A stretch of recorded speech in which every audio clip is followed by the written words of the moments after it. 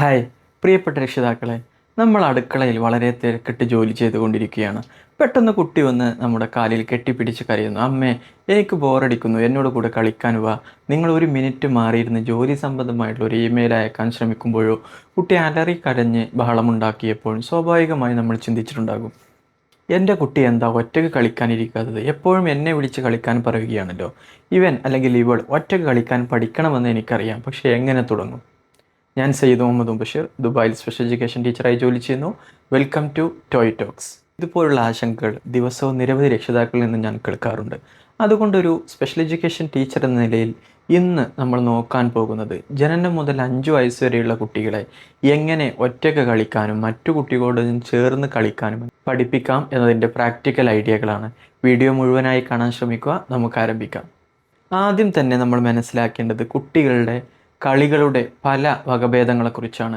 ഒരു കുട്ടിയുടെ പൂർണ്ണമായ വികാസത്തിന് independent play, role play, free play, cooperative play എന്നിവയുടെയൊക്കെ ഒരു മിക്സാണ് നമ്മൾ നൽകേണ്ടത്.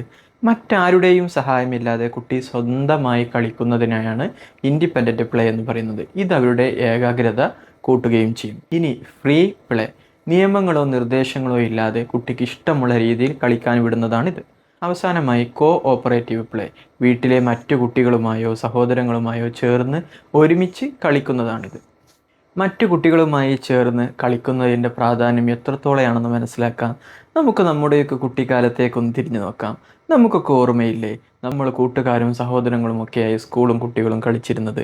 പറമ്പിൽ നിന്ന് ഓലമടഞ്ഞ് വീടുണ്ടാക്കി, മാവില പെറുക്കി കാശാക്കി, ചിരട്ടയിൽ മണ്ണ് വാരിയിട്ട് ചോറുണ്ടാക്കി, പെരയും കുടിയൊക്കെ കളിച്ച കാലം. ഇതൊക്കെ വെറും നേരം പോക്കായ കളികളായിരുന്നില്ല. ഇതിലൂടെ നമ്മൾ അറിയാതെ തന്നെ പഠിച്ച സ്കില്ലുകൾ എണ്ണിയാൽ തീരില്ല. നമുക്കൊന്ന് നോക്കിയാലോ. ഒന്നാമതായി ഫൈൻ മോട്ടോർ സ്കില്ല്. ഓലമെടയുമ്പോഴും ചിരട്ടയിലേക്ക് വിരലുകൾ കൊണ്ട് മണ്ണ് വാരി നിറക്കുമ്പോഴുമൊക്കെ കൈവിരലുകളുടെ പേശികൾക്ക് ലഭിച്ചിരുന്നത് വലിയൊരു വ്യായാമമാണ്. രണ്ടാമതായി മാത്സ് ആൻഡ് നെഗോസിയേഷൻ. മാവിലകൾ എണ്ണി ക്യാഷായി കൊടുക്കുമ്പോഴും ബാക്കി വാങ്ങുമ്പോഴുമൊക്കെ നമ്മൾ അറിയാതെ തന്നെ കണക്കുകൾ പഠിക്കുകയായിരുന്നു. ഇനി കമ്മ്യൂണിക്കേഷൻ ആൻഡ് റോൾ പ്ലേ. പെരയും കുടിയും കളിക്കുമ്പോൾ ഒരാൾ അമ്മയായും മറ്റൊരാൾ അച്ഛനായും അഭിനയിച്ച് സംസാരിക്കുന്നത് ഭാഷാശേഷി വികസിപ്പിക്കാനും വൈകാരികമായ വളർച്ചയ്ക്കും വലിയ പങ്ക് വഹിച്ചിട്ടുണ്ട്. അവസാനമായി ടീം വർക്ക്. കൂട്ടുകാരോടൊപ്പം ചേർന്ന് വീടുണ്ടാക്കുമ്പോൾ എങ്ങനെ മറ്റുള്ളവരുമായി സഹകരിക്കണമെന്ന് നമ്മൾ പഠിച്ചു. നമ്മുടെ കുട്ടികൾക്കും നഷ്ടപ്പെടാതെ കൊടുക്കേണ്ടത് ഇത്തരം അനുഭവങ്ങളാണ്. ഇനി ഓരോ പ്രായത്തിലും എങ്ങനെയാണ് ഒറ്റയ്ക്ക് കളിക്കാൻ പരിശീലിപ്പിക്കേണ്ടത് എന്ന് പ്രാക്ടിക്കലായിട്ടുള്ള ഉദാഹരണങ്ങളെത്തൂടെ നമുക്ക് നോക്കാം. ഒന്നാമതായി ജനനം മുതൽ 1 വയസ്സ് വരെ കുഞ്ഞിനെ കമിഴ്ത്തി കിടത്തുമ്പോൾ അവർക്ക് പെട്ടെന്ന് എടുക്കാൻ കഴിയാത്ത ദൂരത്തിൽ സുരക്ഷിതമായ ചില കളിപ്പാട്ടങ്ങൾ വെച്ചു കൊടുക്കുക. അവർ സ്വന്തമായി ഇഴഞ്ഞ് അത് എടുക്കാൻ ശ്രമിക്കട്ടെ. നിങ്ങൾ തുണി മടക്കി വെക്കുമ്പോഴോ കുഞ്ഞിനെ ഒരു സേഫായ പായയിൽ കിടത്തിയിട്ട് ഒരു ചെറിയ കണ്ണാടി അവരുടെ മുന്നിൽ വെച്ച് കൊടുക്കുക. സ്വന്തം പ്രതിരൂപം കണ്ട് അവർ കുറച്ച് നേരം ഒറ്റ കളിക്കട്ടെ. ഇനി 1 വയസ്സ് മുതൽ 2 വയസ്സ് വരെയുള്ള പ്രായത്തിൽ നിങ്ങൾ പാചകം ചെയ്യുമ്പോൾ കുറച്ച് അരി കഴുകിയ വെള്ളമോ അല്ലെങ്കിൽ പ്ലെയിൻ വെള്ളമോ ഒക്കെ വലിയ പാത്രത്തിലാക്കി അതിൽ 2 പ്ലാസ്റ്റിക് കപ്പുകൾ ഇട്ട് കൊടുക്കുക. വെള്ളം കോരി ഒഴിച്ച് അവർ കുറഞ്ഞത് 10 മുതൽ 15 മിനിറ്റെങ്കിലും ഒറ്റയ്ക്ക് കളിച്ചോളും. അവസാനമായി വലിച്ചു കൊണ്ട് നടക്കാവുന്ന പുഷ് ആൻഡ് പുൾ ടോയ്സുകളും സ്റ്റാക്കിംഗ് കപ്പുകളും ഈ പ്രായത്തിൽ വളരെ നല്ലതാണ്. 2 മുതൽ 3 വയസ്സ് വരെയുള്ള പ്രായത്തിൽ കുഞ്ഞുങ്ങൾക്ക് പ്ലേഡോ നൽകാം. ഒരു പ്ലേറ്റിൽ കുറച്ച് പ്ലേഡോയും അപകടമില്ലാത്ത ചെറിയ പ്ലാസ്റ്റിക് കത്തികളോ അച്ചുകളോ കൊടുക്കുക. മോൻ അമ്മക്ക് കഴിക്കാൻ കുറച്ച് ചപ്പാത്തി ഉണ്ടാക്കിത്താ എന്ന് പറഞ്ഞാൽ അവർ സ്വന്തം ഭാവനയിൽ അതൊക്കെ ഉണ്ടാക്കാൻ വേണ്ടി ശ്രമിക്കും. ഈ പ്രായത്തിൽ ഓപ്പൺ എൻഡഡ് ടോയ്സ് ആയിട്ടുള്ള മാഗ്നറ്റിക് ബ്ലോക്കുകളോ ബിൽഡിംഗ് ബ്ലോക്കുകളോ ഒക്കെ കൊടുക്കാവുന്നതാണ്. 3 മുതൽ 5 വയസ്സ് വരെയുള്ള പ്രായത്തിൽ പ്രിറ്റൻഡ് പ്ലേ. നിങ്ങളൊരു മീറ്റിങ്ങിലോ ഫോൺ കോളിലോ ആയിരിക്കുമ്പോൾ കുട്ടികളുടെ ടെഡി ബിയറുകളെല്ലാം നിരത്തി വെച്ചിട്ട് പറയുക, ഈ പാവകൾക്കെല്ലാം പനിയാണ്, ഡോക്ടർ എല്ലാവരെയും ഒന്ന് ചെക്ക് ചെയ്ത്. കുട്ടി ഒരു ഡോക്ടറായി മാറി സ്വന്തം ലോകത്ത് കളിക്കുന്നത് നിങ്ങൾക്ക് നോക്കി നിൽക്കാൻ കഴിയും. അവസാനമായി ലെഗോ ഡുപ്ലയോ ക്രയോൺസോ ഉപയോഗിച്ച് വരയ്ക്കൽ ഒക്കെ ഈ പ്രായത്തിൽ അവർ സ്വന്തമായി ചെയ്യേണ്ടതുമാണ്. ഒരു കാര്യം കൂടി പറയട്ടെ, ഇനി മറ്റു കുട്ടികളുമായി അല്ലെങ്കിൽ സഹോദരങ്ങളുമായി കളിക്കുമ്പോൾ അവർക്കിടയിൽ ചെറിയ വഴക്കുകളും ഇടിയും പിടിയും ഒക്കെ ഉണ്ടാകും.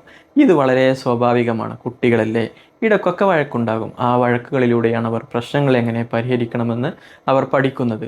അതിനാൽ ചെറിയ വഴക്കുകൾ ഉണ്ടാകുമ്പോൾ രക്ഷിതാക്കൾ എപ്പോഴും പോയി ഇടപെടേണ്ടതില്ല. അവർ തന്നെ അത് സോൾവ് ചെയ്യട്ടെ. പക്ഷേ ആ വഴക്കുകൾ പരിക്ക് പറ്റുന്ന രീതിയിലേക്കുള്ള വലിയ തല്ലിൽ കലാശിക്കാതെ നോക്കാൻ മാത്രം രക്ഷിതാക്കൾ ദൂരെ നിന്ന് ശ്രദ്ധിക്കുന്നത് നന്നായിരിക്കും. ഇനി എങ്ങനെ കുട്ടിയെ ഒറ്റയ്ക്ക് കളിക്കാൻ പഠിപ്പിക്കാമെന്ന് നോക്കാം.